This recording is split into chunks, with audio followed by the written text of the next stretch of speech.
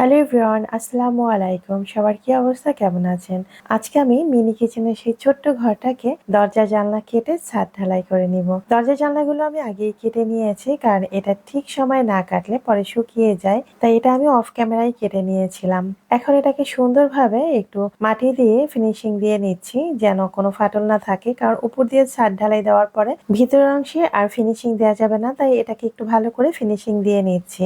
মাটির জিনিসগুলো তৈরি করতে গেলে অনেক কিছু লক্ষ্য করতে হয়। গতকালকের ভিডিওতে দেখেছেন আমি উপরের জন্য কিন্তু ছাদ রেডি করে রেখেছিলাম, কিন্তু সকালবেলা উঠে দেখি আমার সমস্ত ছাদটা ভেঙে একদম চৌচির হয়ে আছে, কারণ মাটিটা বেশি শুকিয়ে গেছে আর ওটা এখন আর কোনো কাজে আসবে না। তাই এই যে দেখেন, আমি কাঁচা অবস্থায় এখন ছাদটা বানিয়ে সাথে সাথে দিয়ে দিচ্ছি, যেন এটা সেট হতে পারে। আর ছাদটা বসানোর জন্য আমি কিছু আইসক্রিমের কাঠি ব্যবহার করেছি। আপনারা চাইলে এখানে কিন্তু কিছু শাসলিক বা শলা এই জাতীয় কিছু ব্যবহার করতে পারেন। তো আমার হাতের কাছে আইসক্রিমের কাঠি ছিল, সেটাই আমি ব্যবহার করেছি। আর এরপর ছাদটা দিয়ে দিয়েছি। এখন একটু ভালো করে ফিনিশিং দিয়ে নিচ্ছি। আর ছাদটা যেহেতু বড়, তাই দুই পার্টে আমি ভাগ করে তারপরে ছাদটা দিয়েছি। আর এখন একটু মাঝখান দিয়ে জোড়া দিয়ে দিয়েছি। সব কাজ এখন নতুন অবস্থায় করা যাবে না, কারণ মাটিটা একদমই নরম, এটা আবার একটু শুকাতে দিতে হবে। এরপর ফাইনালি আবার সুন্দর করে ফিনিশিং দিতে হবে। তো কেমন হয়েছে অবশ্যই কমেন্ট বক্সে জানাতে ভুল করবেন না। আল্লাহ হাফিজ, টাটা।